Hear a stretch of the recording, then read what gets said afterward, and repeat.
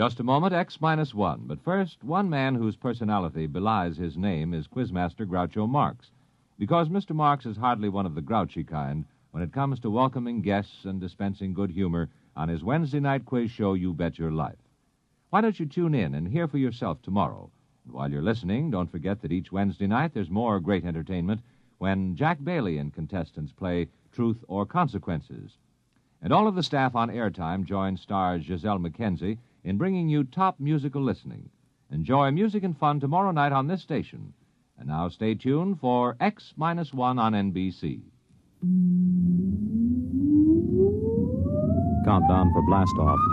X minus 5, 4, 3, 2, X minus 1, fire.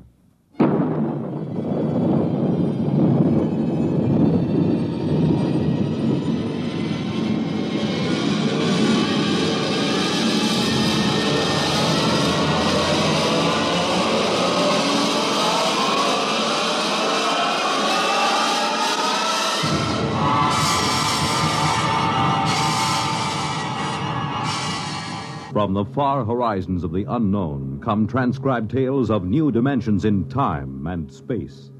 These are stories of the future, adventures in which you'll live in a million, could be years, on 1,000 maybe worlds. The National Broadcasting Company, in cooperation with Galaxy Science Fiction Magazine, presents X minus one.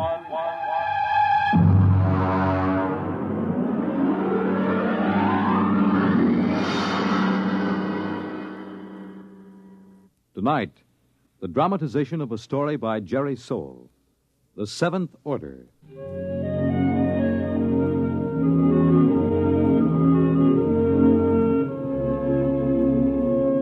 Brentwood, Illinois, would have been just about like any other average community of 10,000 had it not been for Presser College, one of the country's finest small institutions of learning. Its residents were used to the pranks, the hazings, and the practical jokes of the students. But even Professor Ansel Tomlin was surprised when the blue humanoid came down the street and up to the porch where the professor was sitting in an old wicker rocking chair.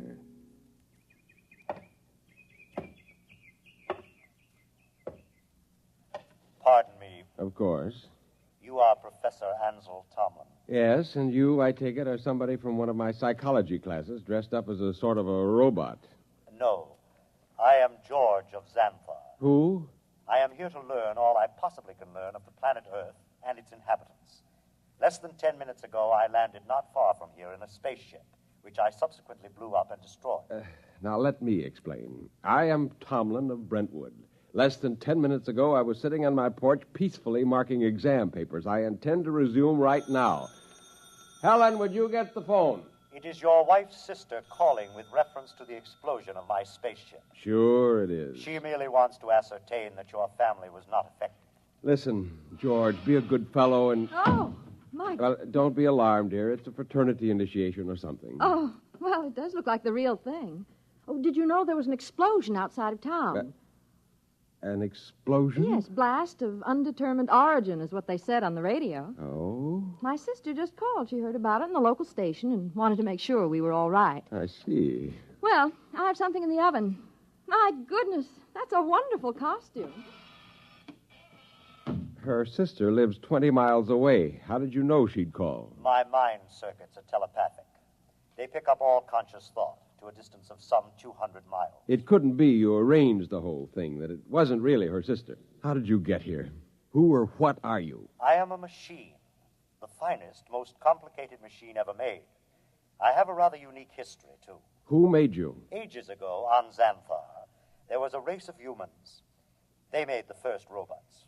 Rather crude affairs. We class them as first-order robots. They are still used for menial tasks to some extent. And what order are you? The highest, naturally. A seventh-order robot. Or rather, a humanoid. We are the first in which there is not an automatic, no harm to humans cutoff. I begin to see. You will become aware of the fact that I am superior to you and to the rest of your race. I need no oxygen. I am never ill. I need no sleep. Every experience is indelibly recorded on circuits and is instantly available. Tell me, George, do you have feelings? I have an electronically controlled endocrine balance. It's very interesting. And what is your mission here on Earth? For the moment, I am here to study. I will live with you until it is complete. You will what? I will live with you. I will be with you all of your waking hours. While you sleep, I will go through your library. I need nothing. I want nothing. Just a moment. What about my privacy? When you desire privacy, I will study someone else. Your wife, perhaps.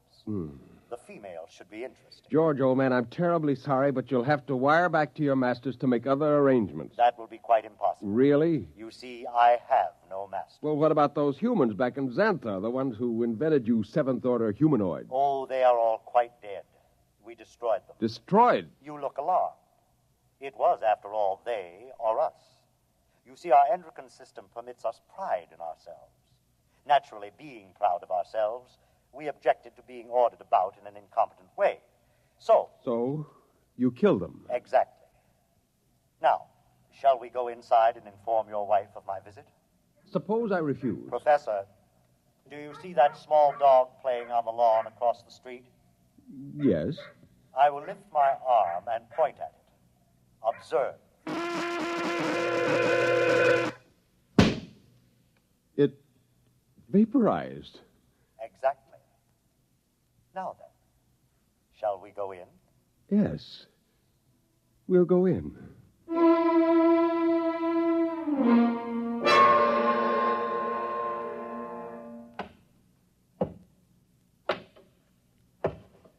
Oh, there you are. I see you brought your friend. Helen, this is George. George of Xanthar. George is a machine. Well, anybody can see that. It's the most convincing costume I ever saw. Helen, it isn't a costume. No? No, he's really a machine. Oh. He's staying with us, What? whether we like it or not. Well, really, Ansel. We have no choice. I am a seventh-order humanoid. I detect that your mind does not comprehend. I am here as an advanced scout for my race. After we establish a station here on Earth... I don't like this. Now, would you be kind enough to leave my house, young man? You are very slow to comprehend. I comprehend that I have a lot to do, and I'd appreciate it if you leave. Otherwise, I'm going to call the police. You may call anyone you choose, Mrs. Thomas. I'll have you arrested. I assure you I can detect your intention long before you have time to do me any harm. Well, we'll just see about this. Hello? Get me the police. Helen, it's useless. I can follow the call through the phone wire. Captain Townsend will answer. Captain Townsend. Captain, I want to report a robot. A what? A thing. It won't leave my house. Who is this? I'm Mrs. Tomlin, Professor Ansel Tomlin's wife, 44 Crescent Road. I'll send a car over. Now we'll see.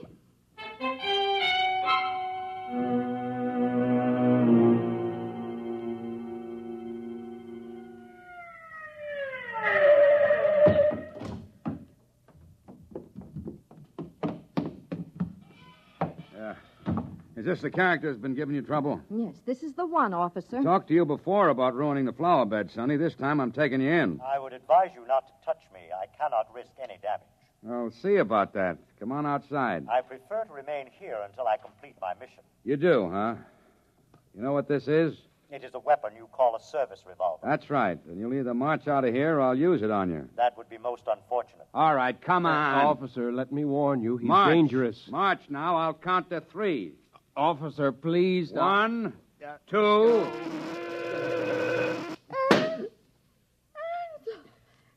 Oh, no! I regret it, but he was actually going to pull the trigger. Only to frighten me. But I cannot risk damage. He might have miscalculated and struck me with a bullet. Ansel, I'm frightened. There is no need for fear.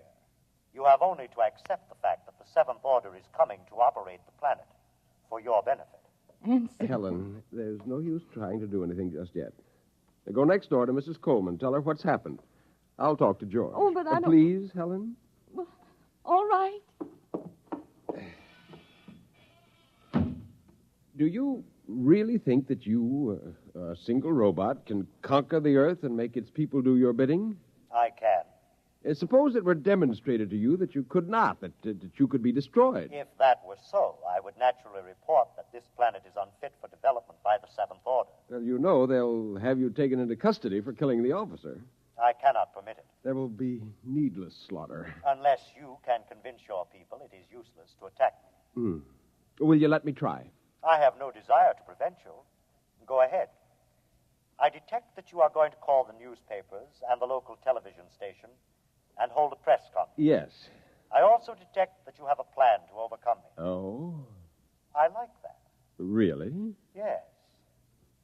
You see, in order to test this planet for development, I must know whether any of you are truly dangerous to us. You are a superior type of man, Professor. I welcome any plan to conquer me that you care to attempt. Okay, George. At least we know where we stand. I'll phone the newspapers.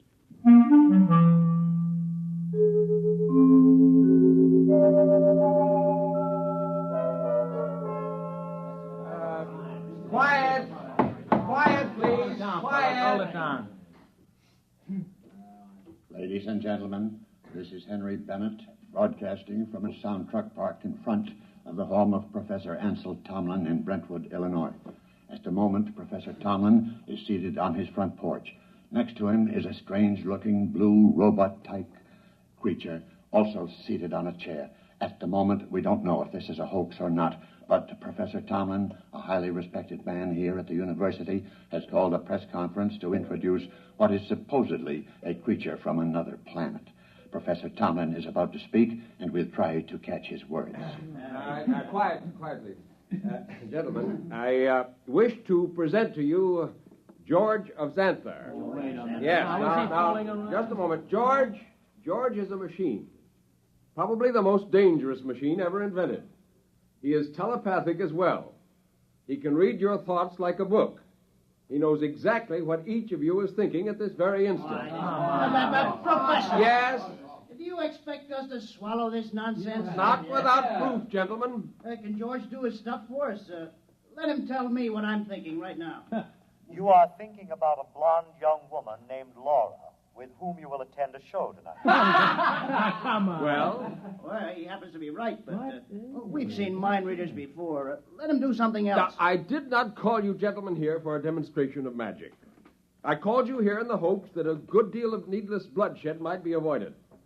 Less than half an hour ago, I watched this creature completely vaporize a policeman who was trying to arrest him. I expect that the authorities will be here any minute. I hope I can convince you and them that it is futile. Well, I certainly do. Something ought to be done about a guy. Either you're nuts or you think we are. I don't believe this machine killed a cop.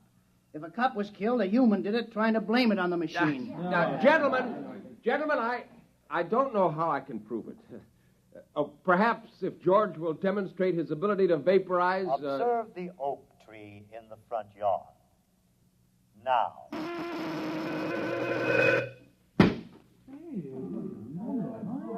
Now, do you see? I see, but I don't believe it. Boys, this is some kind of mass hypnotism. Maybe the tree was rigged up in advance. I swear to you... This George of Xanthar is all he's cracked up to be. Let's see what he does when I toss a rock at him. Don't be a fool. Here goes, George! Stop him! I warned you. I tried to warn you. Okay, everybody stand back. Stand back. Charlie, get that automatic rifle set up. Check, Chief. Professor, I advise you to step away from that kid. Captain, for your own sake, don't try anything. Step away, Professor. Very well, but I warn you. Okay, now don't fire till I'm ready, boys. Right. Now then, George of What's-This? We don't know who's inside that tin suit, but I'm giving you just 10 seconds to come out. Captain, Hey, you're wanted on suspicion of murder. Now come out. All right, boys.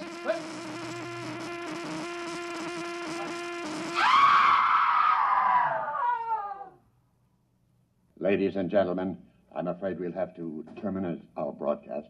What started out as a good-natured hoax or publicity stunt has turned into a bloody massacre, as the bodies of some 6 policemen on the lawn of Professor Tomlin's home will attest. I don't know exactly what is happening here, but I can say this: George of Xanthar is no hoax. He, or it, is the spearhead of a race from outer space that's come to conquer the Earth.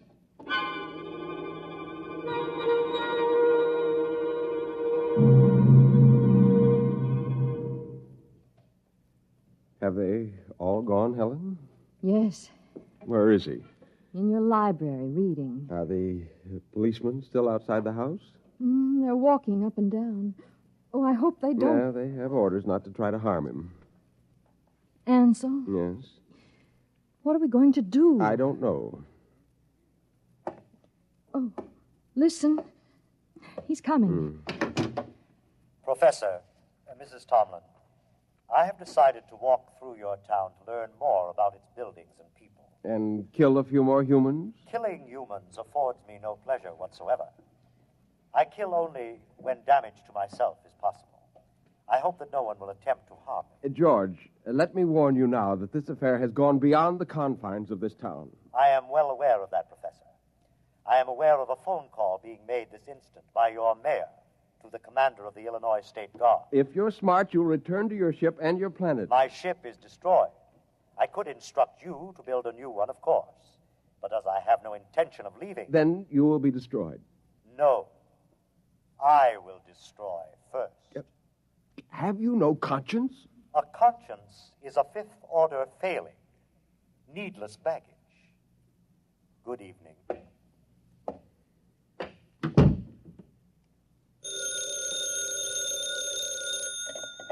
Hello, Professor Tomlin. Yes. Yes, I will. Who was it? The mayor and the chief of police have called a meeting of the citizens of Brentwood at the college gymnasium tonight. Ansel, you're not going. I must. But no, Helen, there's much more at stake here than my life or yours. Civilization itself depends upon our standing up to this machine. I'm going to the meeting.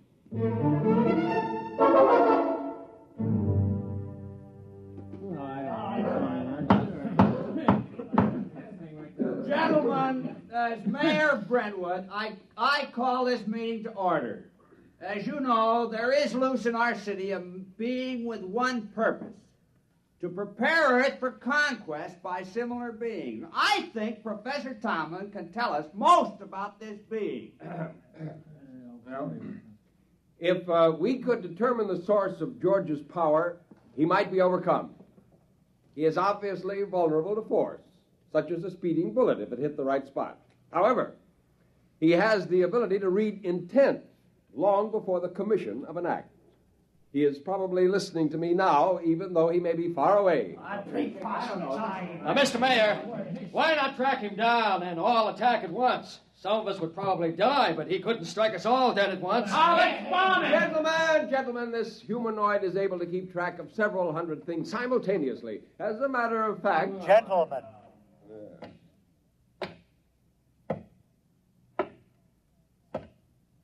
You are working yourselves up needlessly.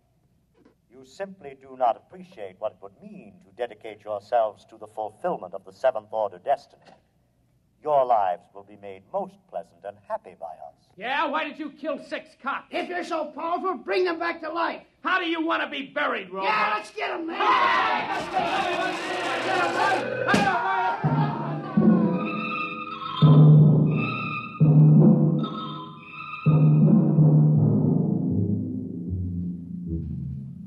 And eyewitnesses report that in the end, when all were gone, George of Xanthar stood alone on the platform of the gymnasium.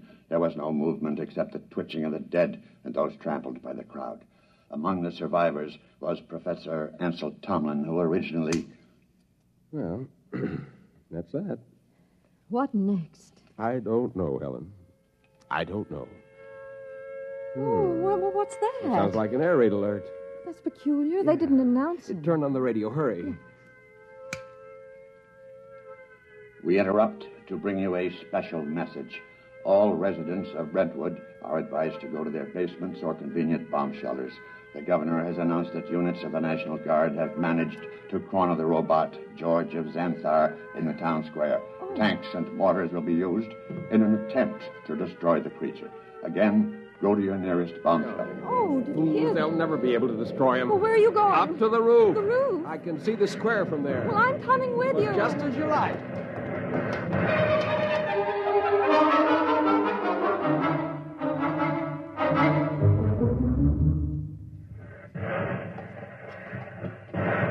What's happening? He's vaporizing every tank and gun they bring up. Oh, Ansel, let's get away from here.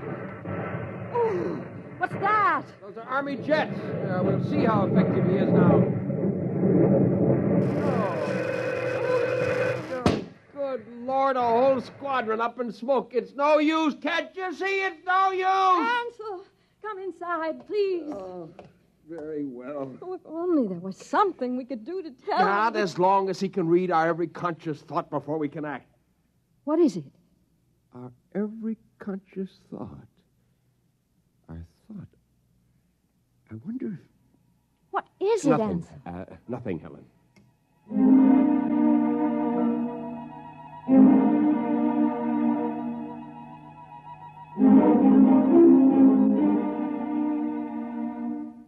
And the Army reports that the countryside around Brentwood is deathly still. The blue humanoid, George of Xanthar, is still standing in the middle of the town square, where he's been standing for 3 days now. We'll keep you informed of developments. The military urges everyone to keep calm and go about your business as usual.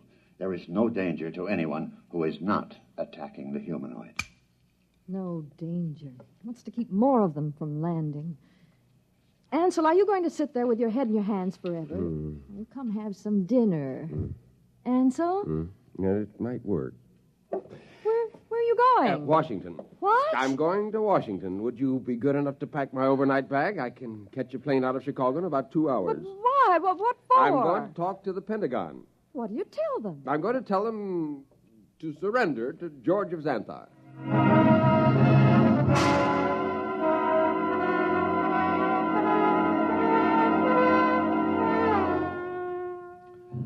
Our microphones are here at the edge of the town square in Brentwood, Illinois today, ladies and gentlemen, to witness the most unusual spectacle of modern history. A discussion of terms whereby the United States of America may surrender to the humanoid George of Xanthar. For the occasion, an honor guard of 22 servicemen from all branches and all parts of the country has been chosen. In just a moment, the honor guard will accompany General of the Army's Walter Pitt, who will discuss the surrender.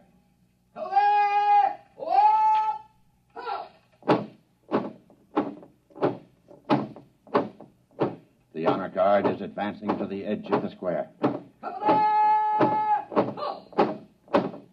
The robot is standing there now, carefully eyeing the soldiers. Every ounce of his concentration seems to be going into it. Actually, we're told his telepathic circuits are probing their minds for some hint of danger. A thought, a flicker of an eyelash may be sufficient for him to vaporize all of them. General Pitt is about to speak. George of Xanthar, I hear you, General. I have been instructed to consult with you about your intentions toward our country and the world in general, with a view to reaching some sort of agreement with you and others of your kind who you say will invade the earth. May I approach? One moment. I perceive no intent to harm me. There is one man among your soldiers, however, who has an illogical thought. Will the soldier who is thinking the thought, 11 o'clock, step closer? Do as he says. Does 11 o'clock mean anything to you, soldier? No, sir. It's running through my mind, but it don't mean a thing to me. My examination of your thoughts tells me you speak the truth. Very well. We will proceed with the talk. Ladies and gentlemen, it's a tense moment. The general and the humanoid are discussing terms. The soldier who was questioned about the thought, 11 o'clock, has stepped back into the ranks and is holding his rifle at attention like the others. I perceive it's now 10:59 a.m. If there is any significance to the thought about which the soldier was questioned, we'll know in 1 minute. We of Xanthar, gentlemen, would not want to improve a planet which could not be educated and would continually oppose our program. Therefore, I am glad to see your willingness to discuss. After my message goes out, there will be a landing party on Earth within a few days. While waiting for the party, however, there are certain preparations. Just list them for us. Your government will naturally have to turn over complete authority to us. Afterward, we will utilize your press and radio to disseminate our instructions to your people. Simultaneously, in other nations, the same procedure will be carried out by our rep.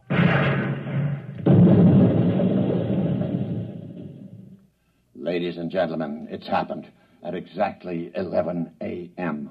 10 soldiers in the honor guard instantaneously fired their weapons into George of Xanthar. Apparently explosive bullets have blown him to smithereens. The remains are lying scattered all over the square. People are pouring in, kissing each other, shouting.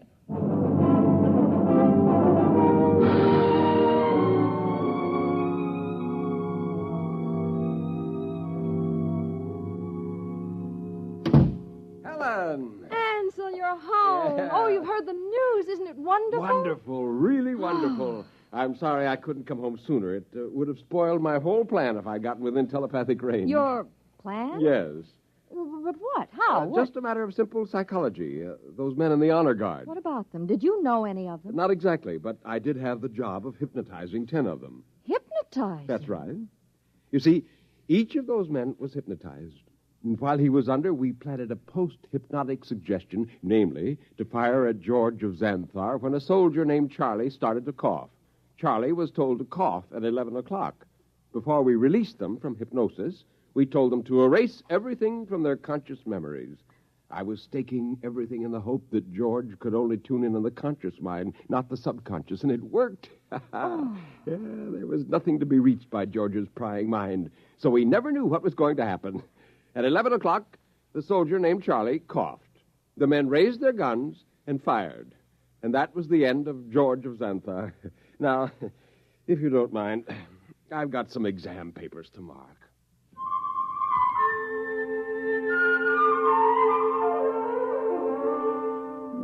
On a planet many millions of miles away, a red light, one of many on a giant control board, suddenly winked out. A blue humanoid made an entry in a large book, System 29578. Planet 3 inhabited. Too dangerous for any kind of development.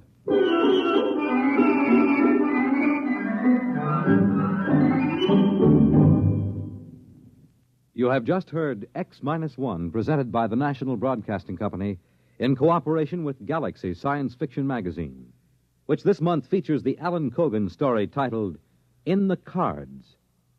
It was one thing to safeguard the future, but something else to see someone you love cry in terror 2 years from now. Galaxy Magazine on your newsstand today.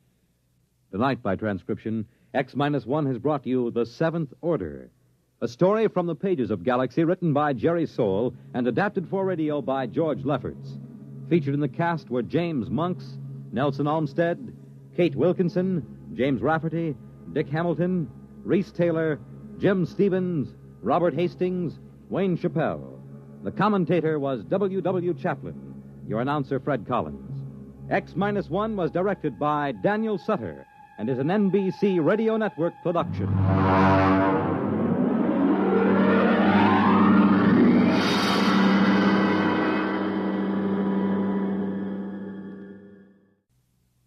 The Wonderful World of Robert Benchley on Biography and Sound tonight on NBC Radio.